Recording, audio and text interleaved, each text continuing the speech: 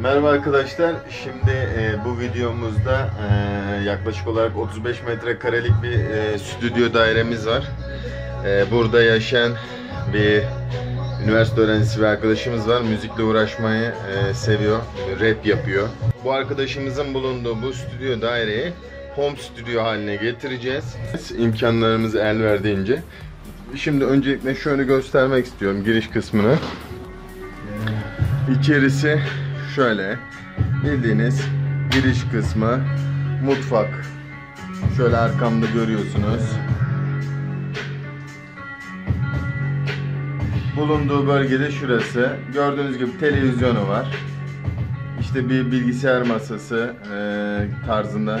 Bilgisayar masası da değil açıkçası. Açılır bir masa var. Akıllı sehpa dedikleri. Bilgisayar koltuğu var. Bu şekilde bir stüdyo dairesi var. Burayı kullanabileceği hem de kayıtlarını alabileceği bir home stüdyo haline getireceğiz şimdi. Hadi biz de takipte kalın. Şimdi şöyle hazır bu stüdyoyu yaparken bazı sıkıntılar varmış. Şu banyo bölgesinde gördüğünüz lamba sürekli sıkıntı yaşatıyormuş. Bunu sökeceğim. Onun yerine LED yapacağım arkadaşlar. Hadi izleyin. Şimdi söylediğim gibi banyodaki elektriklerle birlikte şu üstte gördüğünüz lambaları da değiştireceğim. Bir tane burada var. Bir tane de şu arkada var. Görüyorsunuz. Bunlar simit lamba. 22 watt civarında. 22, 30, 32 bu aralıkta değişen lambalar. Işık aydınlatması yeterli değil bunlarda. Bu yüzden LED düz LED döşeyeceğim. Yaklaşık olarak da o da 40-45 watt aralığında olacak. Şimdi bunu döşeyeceğim. Hadi bakalım.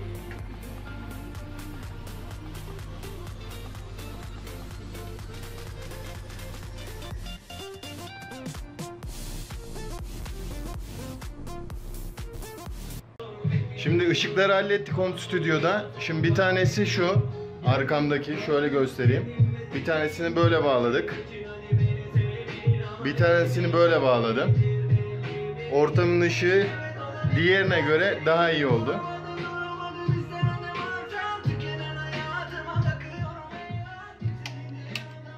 Şimdi arkadaşlar burada 1 santimetre enliliğinde 5 santimetre yüksekliğinde çıtalar aldım, birer metrelik. Şimdi buraya ses yalıtım süngerleri için paneller yapacağım. 1 metre bu şekilde, en iyisi 30 santimetre olacak şekilde. Kesme işlemini gerçekleştirdim şimdi çıtaları. Bu şekilde 2 buraya, 2 buraya, 2 oraya, 2 de burasını yapacağım arkadaşlar. Şimdi çivi tabancasıyla buraları kenarlarını tutkallayıp çivileyeceğim. Şimdi ses yalıtım süngerleri için çıtalarımızı oluşturdum arkadaşlar. Şöyle göstereyim. Şöyle ve bu şekilde olacak şekilde. Aynısını da burası için yaptım. Böyle. Şimdi bunun arka tarafına sert mukavvayı zımbalayacağım. İkisini de. Sonra süngeri içine yerleştireceğim, oturtturacağım. Şimdi arkadaşlar şurada daha öncesinden aldığım sert mukavvalar var. Şöyle göstereyim. 5 milimetre kalınlığında. Bu mukavvaları kanalımdaki videolarda görmüşsünüzdür. Maske yapımı için kullanıyordum. Fakat bunları biraz kalın almışım. O yüzden geri iade etmedim. İşe yarar diye. O gün işe yarayacağı gün bugünmüş. Şimdi bunu bu çıtaların arkasına şurada gördüğünüz tel zımbayla zımbalayacağım ki arkada bir zemin oluştursun. Şimdi falçata yardımıyla 2 eş parçaya böldüm arkadaşlar.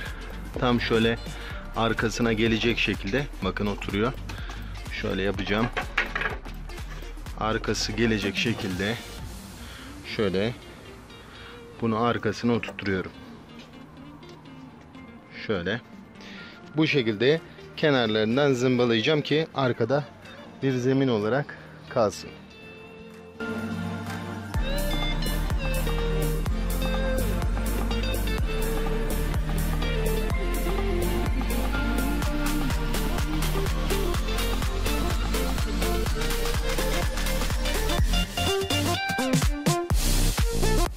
Şimdi arkadaşlar ses yalıtım süngerleri için 2 tane televizyonun yanına, yani monitörün yanına hoparlörün arkasına ekleyeceğim 1 metreye 30 santimetrelik kasaları hazırlandı. Şimdi bunların içerisine süngerlerimizi yerleştireceğiz. Elimde arkadaşlar 2 metrelik çıta yoktu uzunluk anlamında. En uzun 1 metreydi. O yüzden 2 çıtayı arasına tutkal koydum ve zımba yardımıyla birbirine kenetleyip boylarını 2 metre yaptım arkadaşlar. Bu şekilde. Şimdi 50 santimlik olacak şekilde şu en kısımlarını yapacağım. Hadi bakalım. Şimdi 2 metreye 50 santimetrelik ses barı için olan kasasını yaptım arkadaşlar. Şimdi arkasına mukavvadan arka taslağını yapacağım. Arkadaşlar ses yalıtım sistemleri için panellerimi yaptım. Bu televizyon yanına, hoparlör arkasına 1 metreye 30 santimlik barlar. Bu da oturan yerin, yani masanın arka tarafına denk geliyor. Yani direkt hoparlörü gördüğünüz duvara 2 metreye 47,5 gibi bir şey oldu arkadaşlar. Bunu da hazırladım. Şimdi içlerine köpüklerimizi yerleştirmesi kaldı. Parçaları takarken asmada yardımcı olsun diye çengel asma aparatı bağladım. Aynı şekilde bunun burasına ve uzun olanın şurasına. Şimdi aldığımız sünger paketi burada. Kare şeklinde internet üzerinden aldım. Biraz da daha öncesinden elimde vardı şurada. Airsoft silahlarının taşıma çantalarının içerisine kaplamak için almıştım. Şimdi bu süngeri paketinden açacağım.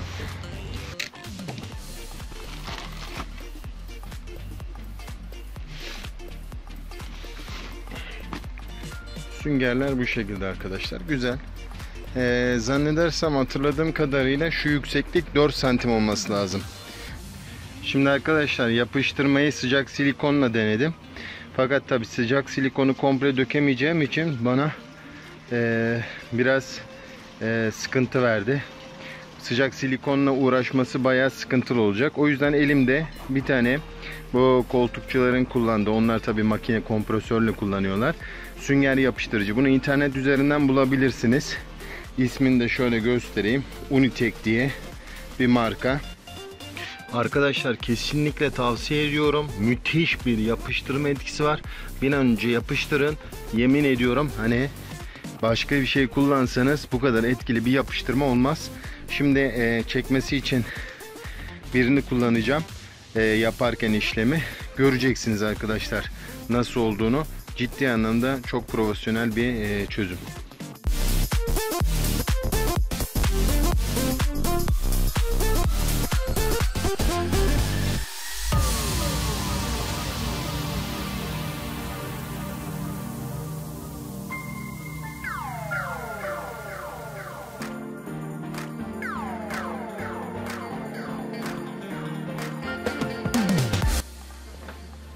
Evet arkadaşlar, gördüğünüz gibi iç kaplamasını da yaptık. Gördüğünüz gibi. Gördüğünüz ayak annemin ayağı. Çok seviyor. Kamera gördüm hemen atlıyor içine. Şöyle göstereyim. Efsane bir şekilde. Tabii ek yerleri çok ayrıntılı baktığınızda belli oluyor ama bizi ilgilendiren noktası değil. Bizi ilgilendiren noktası işlevselliği. Şu an çok güzel bir görüntü oldu. Evet arkadaşlar, hava karardı. Bu çalışmanın ilk gününü tamamladık. Tabi hava karardı. Bizim de mesai bitti bugünlük. Çok yorulduk. Artık dinlenme vakti. Şöyle eşyaları topladım, bir kenara koydum.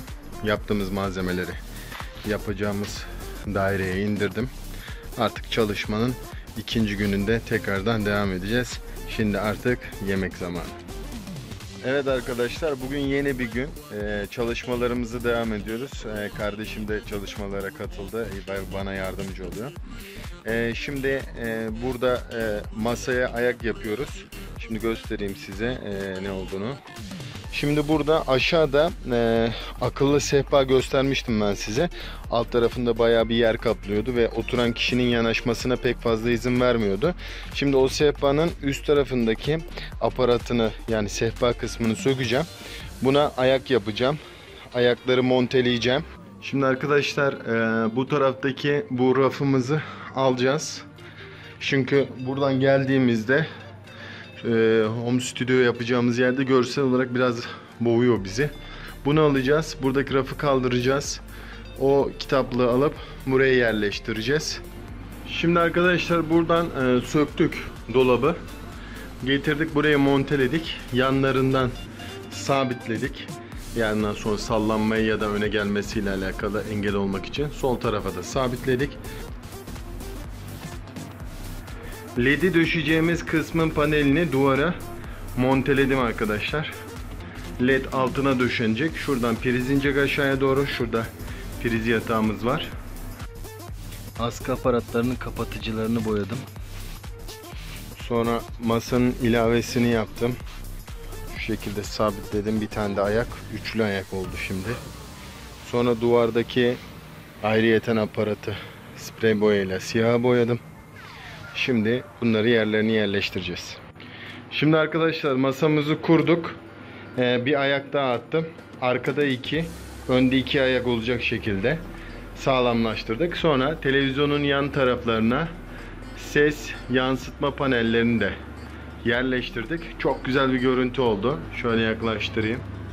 Siyah olduğundan ek yerleri çok ayrıntılı olarak belli olmuyor. Görüntümüz şu halde. Şimdilik bu şekilde. Evet arkadaşlar, şimdi duvarımız buradaydı. Hoparlörlerimiz buraya gelecek. Hoparlörlerin arka kısımlarına ses süngerlerimizi yaptık.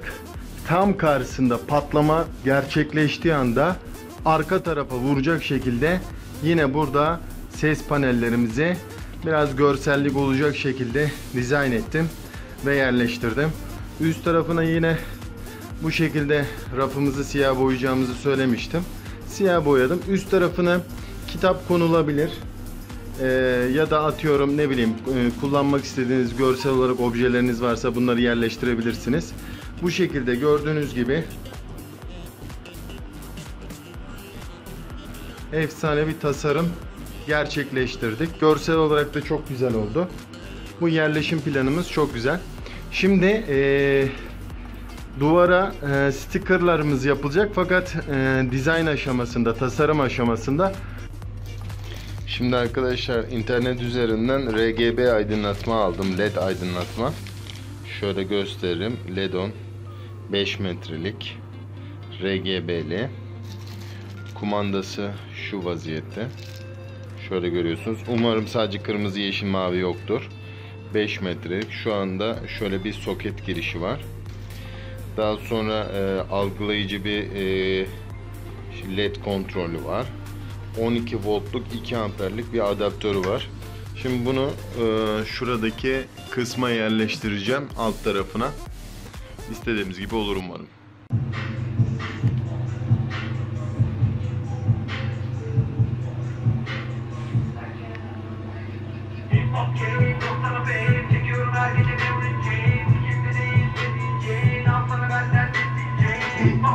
Evet arkadaşlar, RGB mod LED'imizi de döşedik.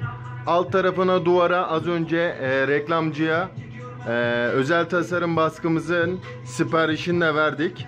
2 metre genişliğe 1 metre yüksekliğinde olacak. Sticker'ımızı da buraya yapacağız. Şimdi aşağıda gördüğünüz şunu televizyonun üstüne LED olarak döşeyeceğiz ve home stüdyomuz ellerinizden öper olacak. Şimdi arkadaşlar televizyon üzerindeki çalışma sırasında eğer ışığı açmak istemezseniz üst konsolunu ve LED aydınlatmasını attık. Bunu da yaptık burada. Şöyle. Bu yalnız kumandalı değil. Sadece yağ tarafında anahtarlı yaptım bunu. Evet arkadaşlar, özel tasarımı olan duvar logomuzu da bugün baskıdan aldık geldik ve yerleştirdik. Yani elimizden gelen imkanlarıyla bu. Şimdi komple bir bakalım. Ses barımız, duvar logomuz, LED aydınlatmamız RGB'li. Daha sonra hoparlör arkası soundbarlar, üstte yine LED aydınlatma, masamız ve stüdyo ekipmanlarımız. Eskiden fakir ama gururlu bir genç vardı. İşte şöhret olmadan önceki hali bu. Şimdi bir bok değil ama sonra en yukarıda olacak.